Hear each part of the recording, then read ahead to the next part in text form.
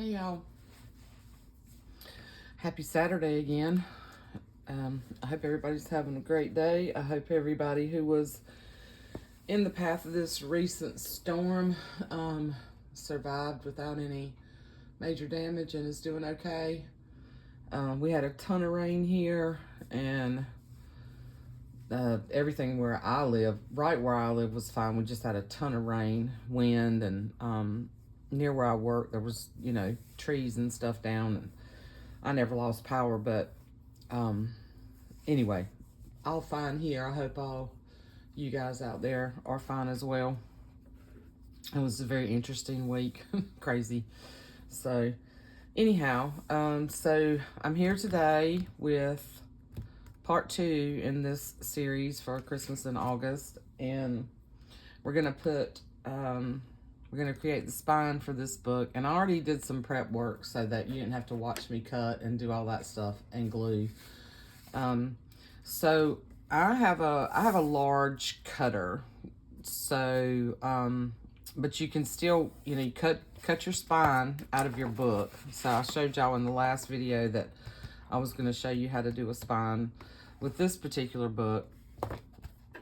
And it is, I think I measured it last time. So it's 11 1/4 by 8 1/4. So I've cut my file folder piece to 11 1/4 by, I think I did 3 inches. Yep, I did 3 inches. So now I took, I cut the piece that's in the fold. So I already glued these two pieces together. So now what I do is I'll take this this part of the book. So what you pretty much need a cutter, you need a ruler. I've got my bone folder here in case I need it. I use masking tape. You can use Tyvek. I wouldn't recommend using, I think early on when I first started this, I tried using duct tape, and duct tape is just a mess. You can do it, but when you try to stitch through duct tape, it's really hard, and your needle's going to get all gummy and sticky and stuff. So I've been using masking tape for quite some time on my journals. I've never had an issue with any of them. If you're just going to if you're not going to cover it with fabric, then I would suggest probably using Tyvek. If you're going to cover it, if you want to do a paper or something like that instead of fabric, I would use a piece of Tyvek, and I would cut it, to go over my book with my spine and over the other side as well. So, but this is my process. So this is how I'm doing it to do this flexible spine. You can use a lightweight chipboard.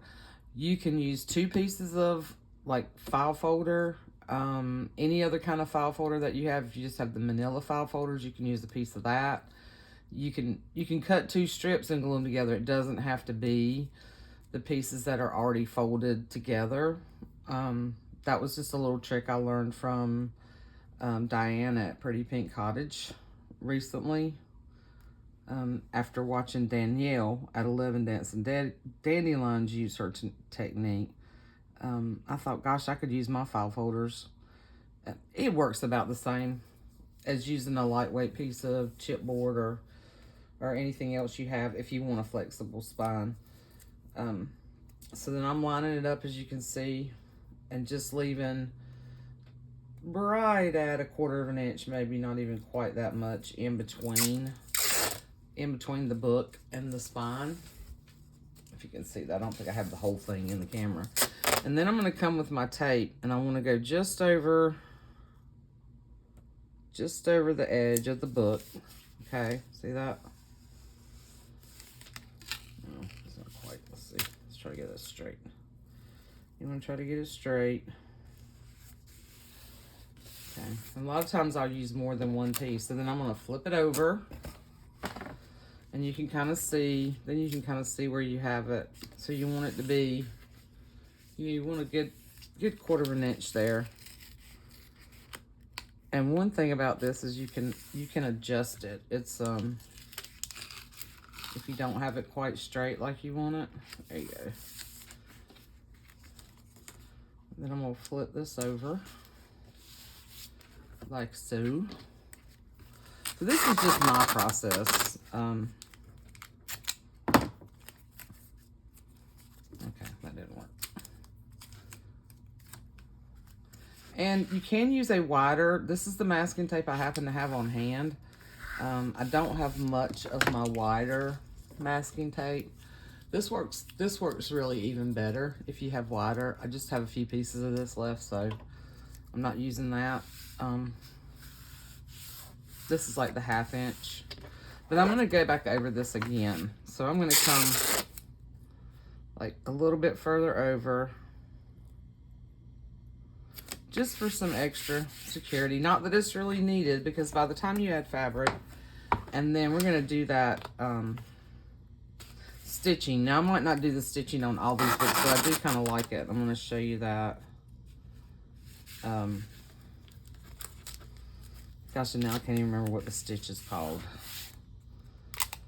Real prepared today. Yeah. Okay, so, and then I'm gonna, I'm gonna burnish this tape in real good, but don't press in here. Just press here to make sure that tape's on there really good.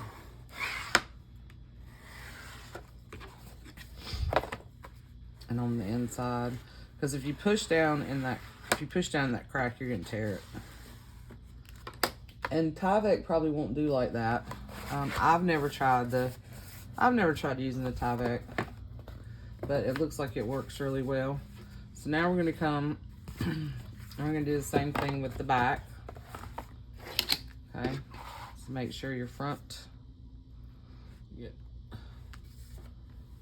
I've got all this stuff over here. So let me see if I can line it up here.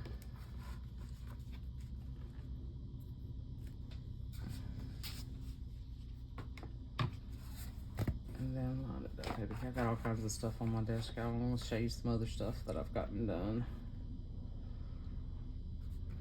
We're gonna do the same thing.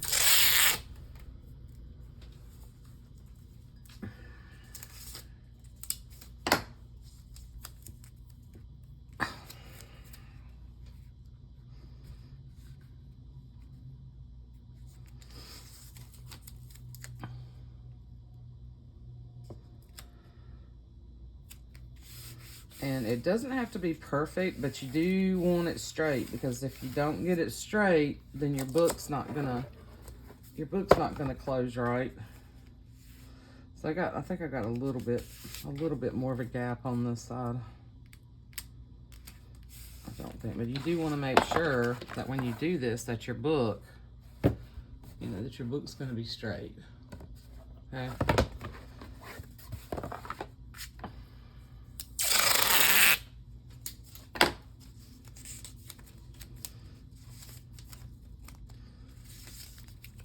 Fighting with the tape today.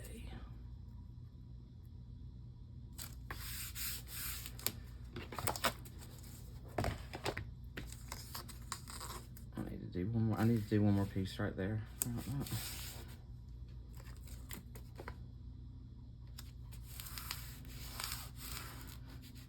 It's real technical stuff here, y'all.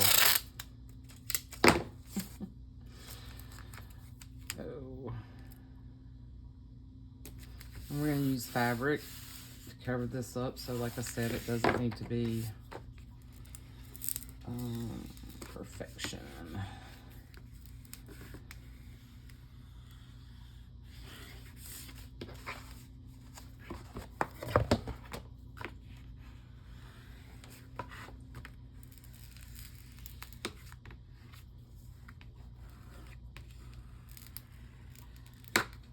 Okay. All right, so now when you fold this, see it's got sort of a natural, already has sort of a natural curve in it when you do that. Okay. And I've already cut my fabric, and I think I'm going to use this really pretty fabric that I got from, I bought this from Katie. or Renee could have sent it to me. I don't remember. I think I bought this though. But I just thought the real pretty jewel tones in this. It's got like these angels and it's got a little bit of gold in it. It's not like in your face shiny gold, but it's got enough of those real rich tones in it that I thought it went well with this out of all the other fabrics that I have.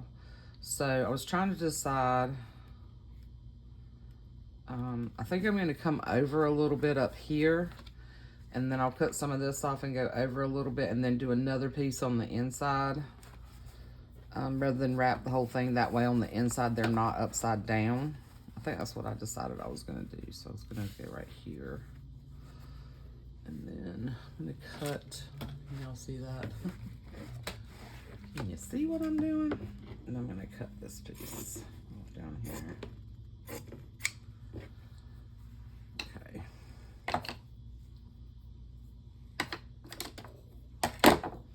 Okay, so now what I'm gonna do, I've kind of got that where I want it.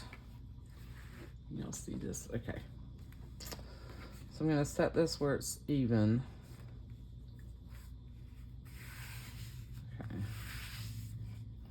See what I'm talking about, where I've got, you know, almost the same amount of space on both sides. And now I'm gonna pour some of my glue. This is what I use a lot of the times on my spines. It works really well, and I'll spread the glue out, and that way I don't get a lot of spots and stuff up underneath. Fabric tack works really well too if you spread it out with your fingers. Don't leave blobs. But I can get a huge bottle of this for almost what it cost me for a bottle of that fabric tack. So I use this a lot, and I'll just pour. Sometimes I get a little overzealous. I'll just pour some on here, and then I take my brush and I just spread this out very liberally, but you don't want it super thick.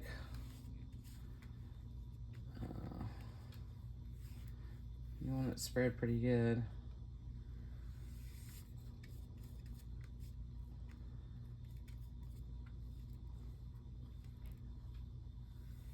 And if I need to add more after I put that first layer on, I'll come back underneath with my brush.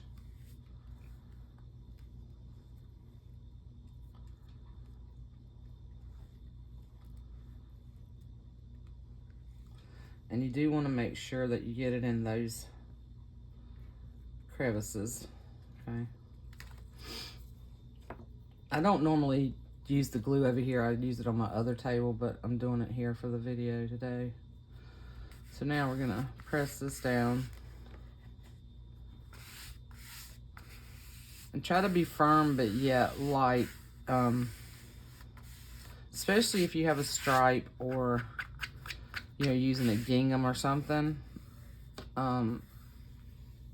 You can keep it, it's easier to keep it straight.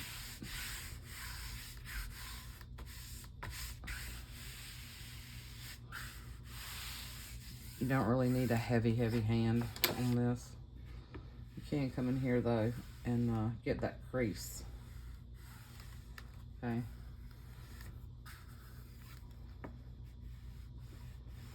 And then now some of that glue might come through a little bit. That's okay, it'll dry clear.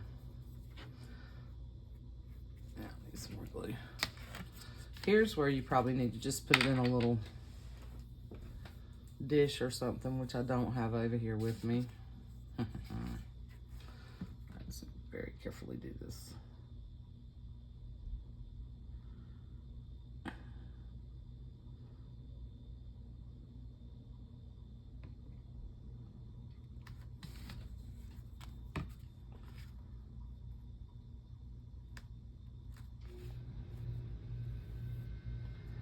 I didn't quite get up there like I wanted.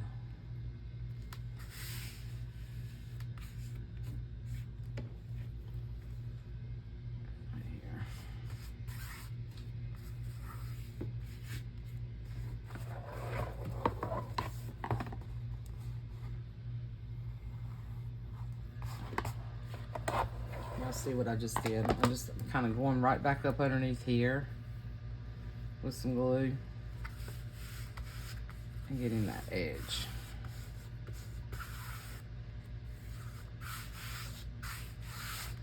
Okay, now we're gonna flip it over.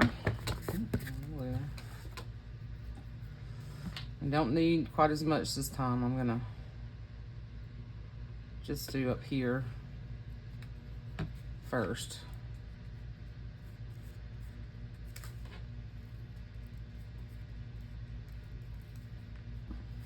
Just want to bring this over.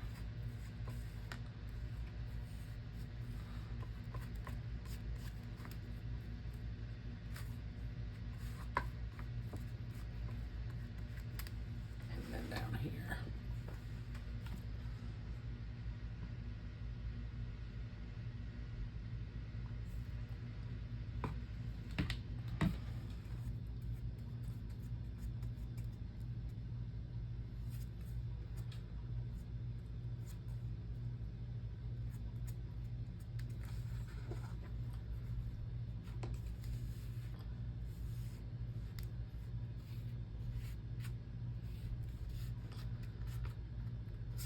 Okay, now I'm gonna get my other piece of fabric that I'm gonna use on the inside. Let's see.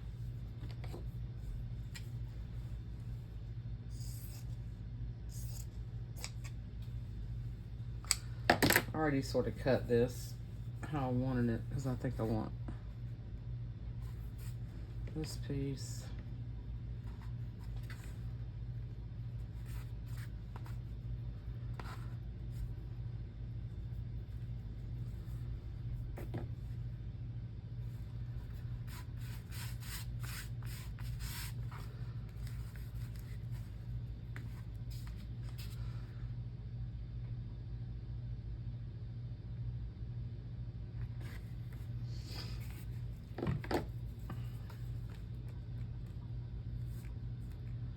I'm just gonna do the same thing on the inside, very liberal with the glue.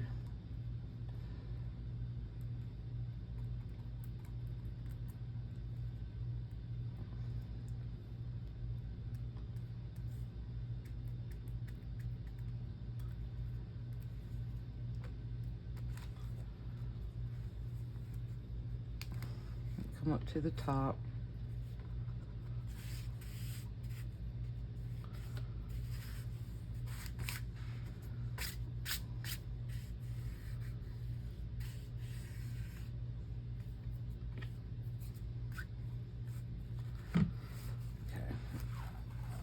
Well, I guess I had enough glue down there already, didn't I?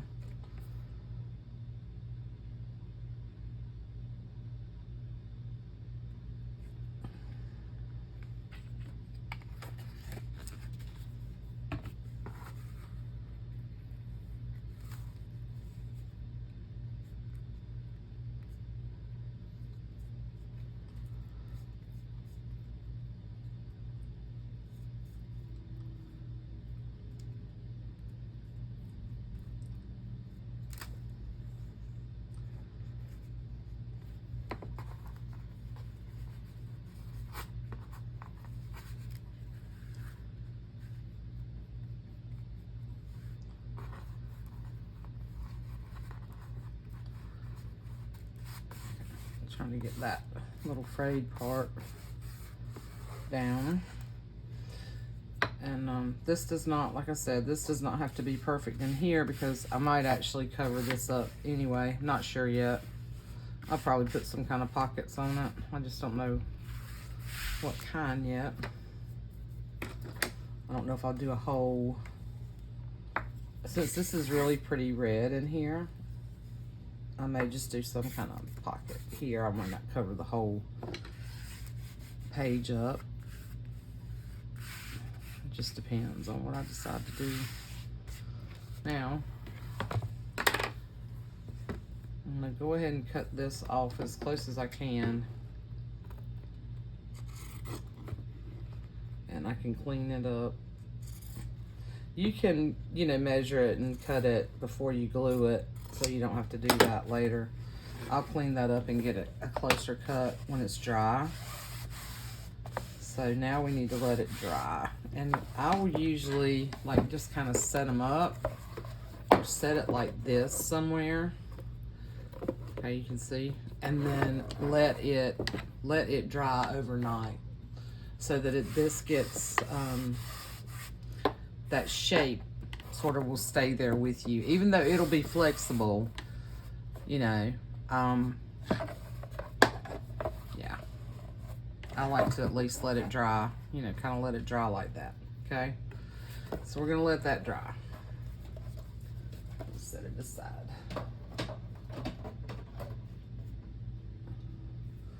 And then I'm gonna go put my glue over here. I'm gonna show you something else. So also started working on these covers. And since this is about covers, kind of these are in progress.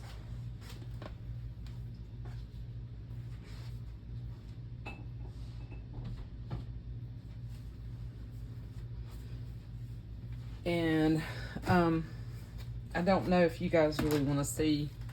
Y'all have to let me know. I can kind of show you how I did this cover. Now this is in the beginning stage, and this is the not so pretty stage of the project. Okay, so I decided I wanted to do something different. I found this image, and this image came from, I think this came from a book that Tamara sent me in one of her Happy Mails, and there were some beautiful, really beautiful images in this book. And I can't remember, I think it might have been a little golden book, like a Prayers for Children, I think. She didn't send me the cover, she sent me the pages, but this was one of the images and I thought it was adorable. I wanted to do a different color. So I'm trying this gold, okay? And I'm gonna age it, and then I'm gonna stitch this on. And I'm gonna put some kind of fabric on the spine, and then some kind of paper on the inside. So where I built the cover, this will be covered up, okay? So this is how I did similar to how I did the minis, the last set of minis that I did for the summer journals. Only I switched it up, I changed it up just a little bit this time. I actually cut the box down, okay?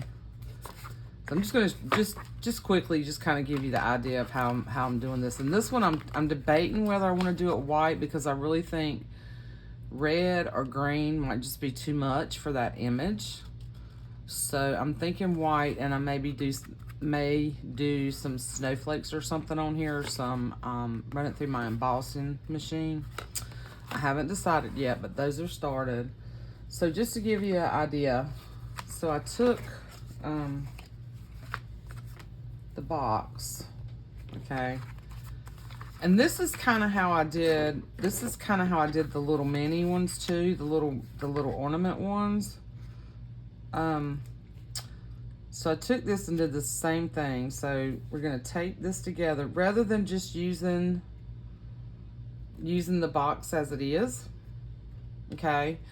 I cut just to get more flex in it, because I think I didn't do that with the summer ones. I just kept the whole piece together. And then, I mean, over time it's gonna be more flexible, but it's more flexible if you do it like this, you know. But those were wanting to like kind of stay open like that.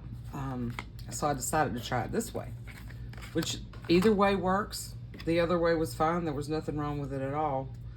And like I said, over time, opening them and closing them and using them, you know. So this is the same concept. You take the tape or Tyvek or whatever you want to use, and tape this. I'm just gonna do this real quick, like, okay, just to give you an idea of another way to make a cover. You can do this with whatever things you have. If you want to use cardboard, corrugated cardboard, if you want to use thicker chipboard and make it a, you know, that type of book, you can do that, you know, where you've got a hard spine. You know, this is pretty much a basic way to build any kind of book, you know, junk journal like we do. So it's that simple. Okay, so you do that, and then this will kind of naturally, if you just do a little bit, and this will kind of naturally curve too, like that, see? And then I took this canvas paper, and you don't have to do this either. You can totally just paint over this. You can add fabric. Let's say you've got fabric and you don't really like the fabric and it's ugly. You can cover it with fabric, you know, fold it over, and paint the fabric. You can add texture, you can collage on it, you can do whatever you want to do. What I did was I took this canvas paper, and this stuff is not cheap, so you might not want to go this route. So this is what I used.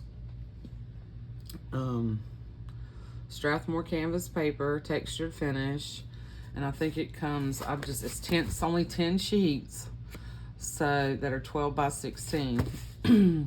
And I just pulled them all out because I knew what I was going to use them for, and folded them over. I did do some playing around with some different kind of like inks and stuff. Probably could have used regular paper for that and not use this expensive paper. But so one sheet of this will work for this. So we're just going to cut this down the middle. Doesn't have to be perfect. I'm just going to cut one piece of that. Set the other piece back over here. And then I'm going to need 2 pieces, okay, to cover this, because this is 6.5, I believe, is how I cut it down instead of using 7. So 1, 2, 3, 4, 5, 6. So this is 6.5 by, I think it's like 4 by 4, yeah, or 4 1/4, something like that. Yeah, 4 1/4, 4 1/2, something like that. So I'm gonna need 2 pieces, and let's see if I do this right. Yeah. So we're gonna fold it in half again, because it won't cover the whole way, okay? And we don't really want it to anyway. I'll tell you why. It's easier to get that better flex if you don't. And then you take this side, okay, and you glue that down, and then you glue this side, okay, right to the edge. You take it right up to the edge, right up to where it's gonna bend, okay? So you're gonna glue it down, and you're gonna leave, enough on each side to where you can fold it over, okay? And then once you glue it, you're gonna cut it. You're gonna kind of cut some of this off and cut a little piece of that off, and then you're gonna bend it over. You're gonna bend it over like that, and bend it over like that, okay? And then you're gonna take you wanna leave a little bit of space there for your corner.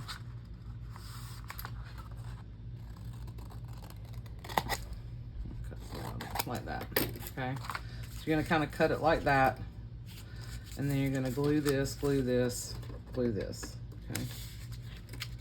All right. So then, once you do that on both sides, so then you've got this canvas cover. Then I take the paint. Well, I use gesso. So I've used gesso on this. And I got a little blob right there, but it's okay because it's going to be covered up here. Or I can always sand that off. And then this is going to be covered with fabric, so I'm not so worried. But if you want, I'm not so worried about that being covered up. But whatever fabric I use, I want to make sure that doesn't bleed through. So you may want to do enough gesso, just depending on what you're going to use. If you're going to use a lighter, thinner fabric, then use enough gesso to cover that up. So, yeah. And then you know, this is what it looks on the inside when you paint it. So then we're gonna cover this and cover this. Probably with tissue paper, some of the wrapping paper, whatever, I haven't decided yet. I just wanted to kind of show you, and this makes this pretty pliable. You can kind of, you know, shape it while it's drying, or even after it dries, you can still kind of play with it and get it kind of in the shape you want. See? Okay. But super, super, super easy to do. It just takes time. You have to do it in stages. And like I said, you don't have to use the canvas paper. You can use whatever you have on hand. You can use fabric. You can use paper bags. I've made Halloween journals like this, covering like the boxes, and then use the paper bags and inked and painted, and it gives a lot of texture. There's so many things you can do. Okay, so that's another idea. I thought I would show you that on top of showing you the other binding, adding the spine method. And then this one, so this one I've done the same thing. I've done the spine, and I've already done the chain stitch. It's called chain stitch, and I did the chain stitch on here. Okay, so I thought you guys might want to see me do that, but I think what I'm gonna do, I think I'm gonna break here because this is 30 minutes. I think I'm gonna break here. I'm gonna share this video, and then I'm gonna come back later today or tomorrow and add another video, and maybe start on show you how to do the chain stitch, how I did that, and then maybe start on showing you some of the pages that I've put together in that video. Okay, so now you can go prep your book and get some of your pages out, and I'll be back in a little while or later this weekend with another video. Okay, love you guys. I hope you found this helpful, and I hope you could follow along with me. I'm not really an instructor, so just trying to share my process with you guys and give you some little tips on how I do things. But there's also a ton of other videos out there. You can decide, you can go watch so many different videos and so many different processes and come up with your own way, what works best for you. Like I always say, you do you. Oh, and I want to show you one more thing real quick. So on this journal that I originally was thinking about using, that other postcard. I've decided, I think, since I've got a bunch of pages for this, look, I had this other little image. I love this cover. Not gonna do anything else to this cover except I'm gonna put some of this vintage wool here. But I'm not gonna cover the whole thing. I really kind of like I just like the distressness of it. But I think I'm gonna put this image on here. I'm gonna stitch around it, I'm gonna stitch it on. And I could probably put some kind of, I've got some Tim Holtz book plates that I think would be cool right here. I may add something else like behind it. I don't know yet. I'm still working on this. And then I've covered the spine on the inside with this fabric. I will probably leave this just because it's beautiful. Love the aging of this. But I think what I'm gonna do is I think I'm gonna put this down first, and then I'm gonna glue this on, because I don't want it to take away from the image, but I think I'm gonna stitch through it. I think I'm gonna stitch through it on top of that. I don't know, I'm playing around with this. Let me know what you think about that. Love these little images, and this came from that same book that Tamara sent me, and look, it's on a Pop-Tart. It's on the, the craft side of the box. And I'll sand this down and attach it. You would never know had I not flipped it over. But I'm gonna stitch it to the book, I think, because I think this book, I think it'll definitely go through that book. So anyway, all right, that's it. I hope you guys are having a good Saturday, and I hope your weather's good. I hope everybody's safe and sound, and I love you guys, and I'll be back soon. Bye.